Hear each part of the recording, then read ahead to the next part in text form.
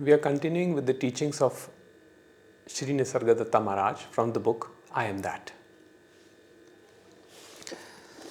So, I will start with some text here where Maharaj says, and this is in response to a question where the questioner asks, how is it that your experience is so different from ours? And he says, my actual experience is not different. It is my evaluation and attitude that differ. I see the same world as you do, but not in the same way. There is nothing mysterious about it. Everybody sees the world through the idea he has of himself. As you think yourself to be, so you think the world to be. If you imagine yourself as separate from the world will appear as separate from you, and you will experience desire and fear. I do not see the world as separate from me, and so there is nothing for me to desire or fear.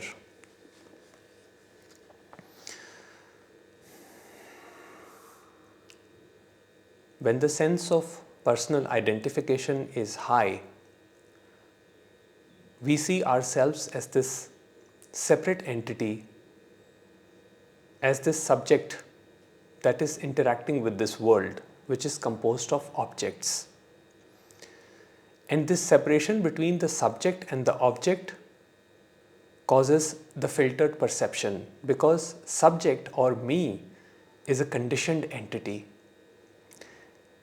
And the conditioned entity will always see things from a filtered perspective, from a limited perspective. And that happens because we are subjected to a lot of conditioning in the form of education, in the form of spiritual teachings, philosophy, ideas, beliefs, religion, organization, groups, sects. And there are innumerable factors which are playing along with all these forces. So what happens is this sense of separate self emerges, which we call as the ego. And the vision of the ego is always limited because it itself is a limited entity. So Maharaj says that, he says, as you think yourself to be, so you think the world to be.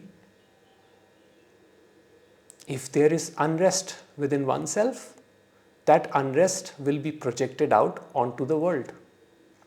And it will appear as if the world is a violent, unkind, discompassionate place. When one is fearful, one experiences the world also as a place to be feared. And the imagination runs wild in that. And for some it is so extreme that they even hesitate to move out of their houses.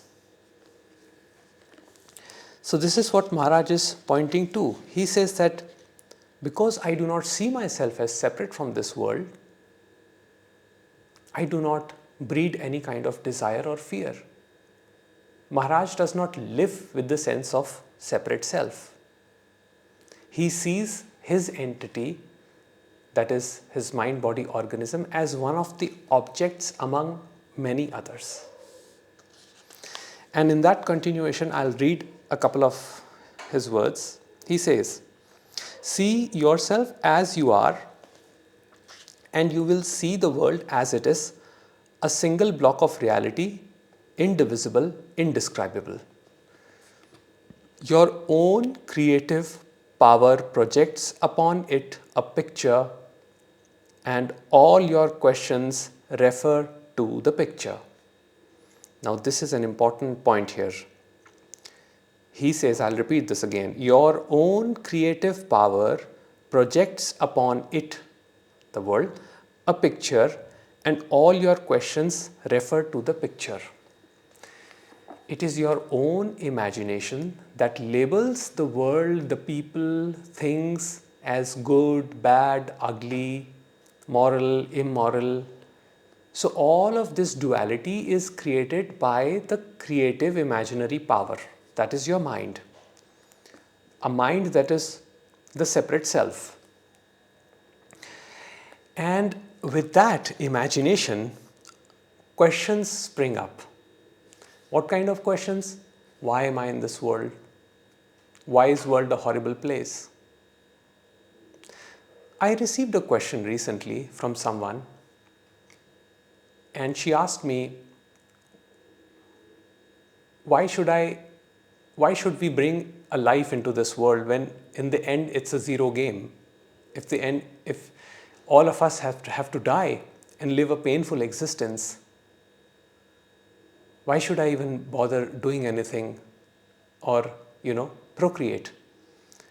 And my reply to her was that this is according to whose perception. So this idea generally comes from the restless mind, from the mind that is divided, that is fragmented. It comes from the separate self, which is a limited entity, which thinks that it is separate from the rest. So in this separation, the more is this separation, the greater is the suffering. J. Krishnamurti says, you are the rest of humanity. That means the unrest, the division that is happening in you is being manifested in the world outside as wars, as discompassion, as unrest, chaos. There is no chaos outside. The chaos is within. So whatever is within is projected out into the world. So all of these ideas that why should we bring a life into this world, and when the world is pain and suffering. So it starts with the assumption that world is a certain way. And Maharaj is saying that I am not seeing it that way. He says, I just see the world as appearance, where all there is are objects, including this entity me, that thinks is the subject is also an object. So he further says, at the root of all creation lies desire. Now what creation is he talking about? Creation that he's talking about is your imaginary power, the power which is projecting on what is. For example, let's say I have a lamp in front of me. Now there is a piece of matter, and there is a lot of superimposition on that matter. It's a beautiful lamp, it's an ugly lamp, it is a vintage lamp, it has a history. So all this imaginary power is superimposing on what is, which is reality. So this is our imagination, and we project this kind of imagination onto the world also. For some people, the world is an amazing, beautiful experience, while for others it is pain. It is constant suffering. So if we get caught up in the mind's story, it will always color our perception. And that is precisely what Maharaj is talking about here. That's what he refers to as creation. He's not talking about the creation as it is. So he says, at the root of all creation lies desire. So desire, where is the desire born from? It is born from the sense of personal identification, the separate self. Because it is limited, it longs to be whole. And that is where the desires come from. Desire and imagination foster and reinforce each other. The fourth state, Turiya, is a state of pure witnessing, detached awareness, passionless and wordless. It is like space unaffected by whatever it contains. Body and mental troubles do not reach it. They are outside there while the witness is always here. Desire and imagination foster and reinforce each other. The desire that is born out of this limitation is always going to be limited. Let me be wealthy. Let me have the perfect family life. Let me experience all happiness and pleasures in the world. Let me experience pleasure and avoid pain. So, the desires of this entity me, which is a limited entity, are also going to be limited. And out of this limitation comes an imagination which actually breeds even more desires. So you see, it's like the desire breeds imagination, and then imagination breeds further desire. So one is endlessly caught up in this never-ending loop of desire and imagination. And it just colors one's whole life in a particular way, where there is constant suffering, because the fulfillment of this desire is impossible. Since it is born out of limitation, it is born out of limited beliefs. When I believe that I am this limited entity who is born, then it is but natural that this entity will die. So if I am strongly identified with my body which came into existence, when the same body falls sick and begins to disintegrate, there will be pain. But when I shift my perception and I see that I am limitless, I am the consciousness in which this body and this limited mind is an appearance, then actually I'm not worried about the body disintegrating and dying. And I'm also not worried about the mind, because I see that mind plays its game of desire and imagination and simply continues suffering. But what is it that sees that? It is not the me that sees that, it is the witness. It is the pure witness which is unaffected and completely detached from all of this superimposition of desire and imagination onto what is. So witnessing is what is.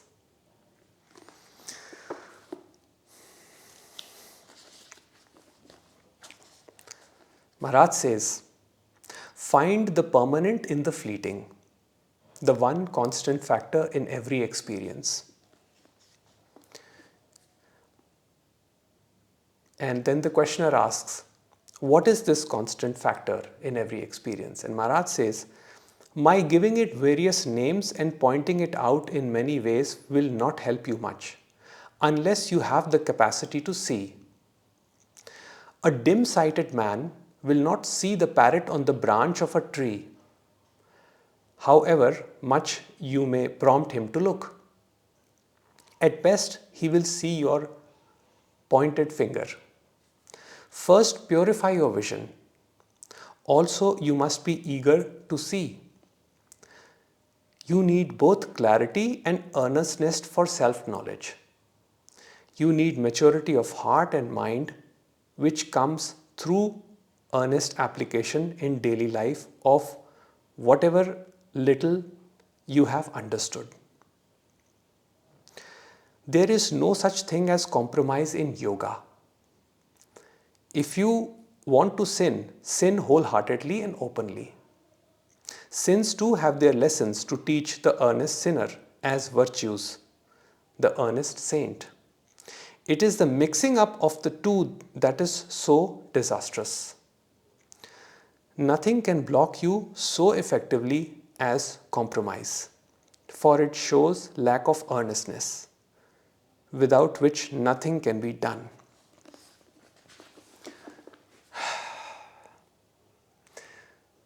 So, a part of me, let's understand this fundamental entity me. A part of me says, I want happiness and peace. But then the actions that are born out of this entity are completely contradictory. Some people will say, I hate my job, but will continue working in that job because deep down there is fear. Some people say, I want to be an artist, but will never produce any art because deep down there is fear, there is contradiction. There is a contradiction between what one wants and is aware of at the conscious level of the mind and what deep fears lurk in the shadows of the deep unconscious. And without this integration, without this knowledge of one's own fears and the desires, the unwholesome desires that arise out of it, one cannot be earnest in their seeking. So seeking requires purity of vision.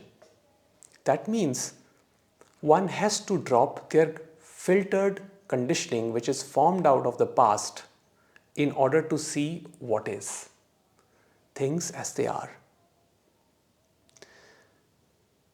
So when there are too many filters of prejudices and layer upon layer of conditioning, religious conditioning, social conditioning, environmental conditioning, geographical conditioning, then one is not able to see things with total vision. And without pure vision, this whole movement, this whole contradiction that is creating conflict in our lives will not be seen. You can work all your life trying to convince yourself that you are this entity and you want to achieve that. But all of it will be futile because it will not give you the happiness or peace that you truly desire. Because you are trying to objectify happiness or peace. And Maharaj here says that it cannot be given a name.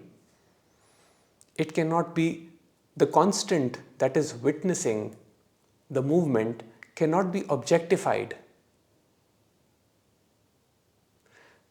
To objectify is to make it an object of the mind. So some people say that I know God, I have seen God, but what they have known and seen is basically a figment of imagination that they have created in their mind. And that imagination comes from their own conditioning, from their own filters. Some people will see Jesus, some will see Krishna, some will see Buddha. People will see what they want to see according to their past. But the constant that is witnessing is new. That means one has to go beyond thought. Because thought is always born out of memory. It is a response of memory. That means it comes from past. And then it is projected into an imaginary future. So when we say that things are like this, people are like that, it's all about this entitification, the separate self which is trying to attract attention towards itself. Look at me, me. It says the world is horrible because it feels horrible inside. It says that there are wars because there is a conflict going on within. It says that the world is unjust and unfair because deep down it is conflicted within. Do any of these questions at any point of time appear when you are happy? When you operate from a place of love? When I say love, I mean complete unity of psyche. Do these questions ever arise? They do not. It is only when we identify with the limited, mind, body, organism identifies itself with the limited entitification, the ego or the separate self, that desires are born and imagination is born out of fear. Otherwise, there is no question of any fear. So this is the vision Maharaj gives. He says that you have to be earnest. There is no compromise in yoga. Yoga is the union. So union of all levels of psyches. You cannot live with a conflicted mind and hope to experience peace and happiness. For yoga to happen, for peace to happen, there has to be purity of vision.